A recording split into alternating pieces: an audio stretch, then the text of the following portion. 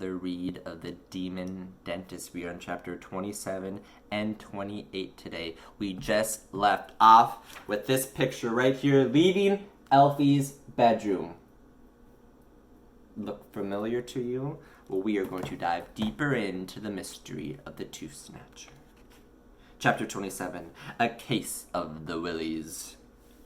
P.C. Plank didn't look pleased to be dragged out of his warm, comfy bed in the middle of the night. The policeman still had his stripy pajamas on, but had put on his police cap to try and give himself a sense of authority. With a torch, he examined the smashed window in Alfie's bedroom. He traced the beam of the torch around the frame before shining it in the shards of glass on the floor. Finally, the policeman announced, "This window has been smashed." Alfie rolled his eyes. "Yeah, we have established that." Plank shone the torchlight right into the boy's eyes. "Less of your lip, sunshine. You are lucky I don't arrest you. Littering, wasting police time, not stopping when requested by an officer of the law." Dad was becoming increasingly frustrated with the policeman. His breathing was growing more and more uneven. "Listen, Constable, something very serious happened here tonight. Someone—" "Or something," chimed in the newsagent. "Thank you, Raj," sputtered Dad. "Or something came into my son's bedroom in the middle of the night and left that revolting thing under his pillow." P.C. Plank shone his torch on the eyeball still glistening on the bed. He hummed. "Just the one eyeball, was it?" "What?" replied Alfie, utterly bemused by the line of questioning. "Well, normally eyes come in pairs, don't they?" Plank defended himself. "Two would be worse, but I suppose one is still bad." "Yes, Plank, an eyeball under your pillow is bad, very bad," replied Dad before breaking into a terrible coughing fit. "Seeing it gave me an awful case of the willies," added Raj. "Gabz and I told you what was happening," said Alfie. "Now you've seen it with your own eyes. I'm no detective, but I know that an eyeball is a really important piece of evidence. Shouldn't you be taking it away and examining it for fingerprints or DNA? Yes, replied P.C. Plank, "but no. "No?" replied Alfie. "You see, I've run out of my special detective evidence bags. Me Mom used the last one tonight for my sandwiches, just in case I got hungry."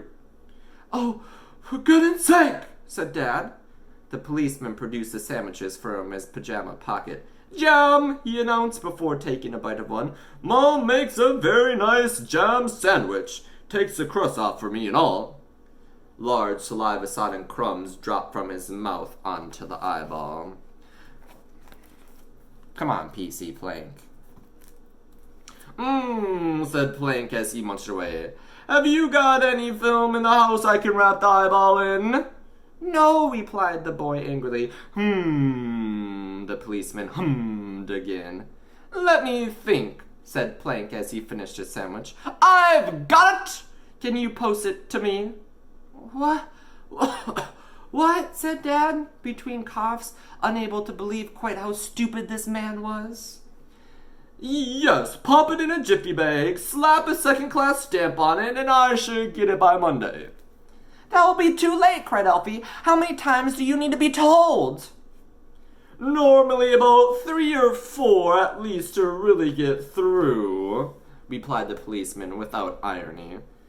"Look, every night kids are putting their teeth under pillows and waking up to something horrible like this," pleaded the boy. "You've got to do something." "All right," protested P.C. Plank. "A first-class stamp, then." It was a relief when the useless policeman finally left. Raj went home soon after. He insisted on calling himself a taxi for the 1-minute ride back to his flat above his shop. He was far too spooked to walk home alone. Dad and Alfie cuddled up in bed together. Not only had the boy been scared out of his wits, his father had too. But even with his dad's arm around him, Alfie couldn't sleep a wink that night. His mind was racing, replaying the events in his head over and over again. Was that freezing gust of wind really the Tooth Snatcher entering his room? And those eyes under the bed? There was no denying it. Alfie had seen those eyes before. Those black eyes. Now he had to confront the owner. Soon dawn was breaking, the sunlight burning through the holes in the curtains. As Dad snored, Alfie gently lifted his father's heavy arm off him and tiptoed silently back to his room. Everything in there was covered in a silvery frost. With the windows smashed, the room had become freezing cold. As quickly as he could, Alfie dressed and popped his false teeth back in. Looking out of the window frame as he zipped up his coat, there was no sound. Not even the birds were singing yet. It was still very early, and the boy knew that this was his chance. Last night had been all too much for his dad's health. Ra's nerves made him a liability. As for Gabz, this was all now too way too dangerous for him to want to involve the little girl. He was going to face this monster alone. Chapter 28, Out of the Fog. After closing the front door of the bungalow as gently as possible so his father wouldn't hear him leave, Alfie ran through the empty streets. His destination, the dentist's surgery. This winter morning a thick mist hung in the air. Where possible, Alfie kept close to the walls and hid in the shadows. There was a chance someone or something could be following him. Just down the road, a little from the surgery, stood a knotted old tree. Trudging through the soggy fallen leaves at his roots, Alfie hid behind the trunk. From there, he fixed his eyes on the dentist's doorway. The boy squinted to see if he could make out the lettering on the door. Miss Root, M.D.W., Dental Practitioner. As the boy pondered what M.D.W. might stand for, above his head he heard what sounded like a hum of a jet engine. His eyes darted upward. Out of the fog, Alfie saw a figure emerging, flying at speed through the high air above the buildings, astride what looked like some sort of gas cylinder. Something else was perched on the back, too. After circling overhead a few times, the duo began their descent. Even though the town was cloaked in fog, as he came down, the boy had a clearer and clearer view. Soon Alfie could see who it was without a shadow of doubt. It was Miss Root, the dentist, riding her laughing gas cylinder. The something else perched on the back was Fang.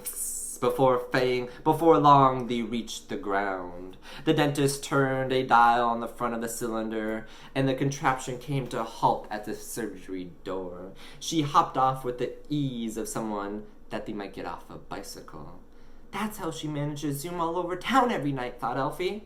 Despite having just flown through the air, Miss Root looked remarkably composed. Not only were her clothes immaculate, but not a hair was out of place on her head.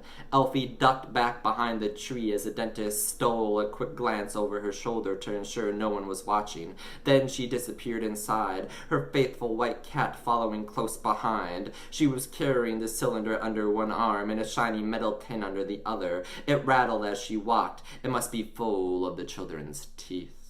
Alfie stood open-mouthed in shock. She is a witch, he thought.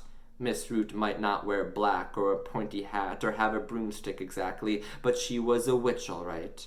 Owns a cat, check. Flies around at night, check. Evil, check, check, check. Gabz was right after all. Witches were alive and well. Miss Root was walking proof. Well, flying proof. That's what the MDW must stood for. Master degree in dentistry and witchery. As soon as the door to the surgery had closed behind Miss Root, the streets began to hum with people and traffic. Then from behind the tree, Alfie spotted a little girl with a mass of dreadlocks approaching the surgery door. It was Gabz. True to what she had told Alfie in the playground yesterday, she was going to confront Miss Root herself.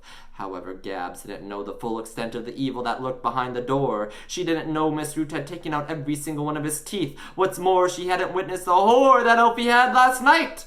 Before he could shout out, Gabz had pressed the dentist's bell. In an instant, the door buzzed open. Alfie had to warn his little friend, and fast. He leapt out from behind the tree, but just as he was about to shout the girl's name, someone grabbed him by the back of his coat and lifted them high into the air. And that's what we'll have to stop for today. Stay tuned for chapters 29 and 30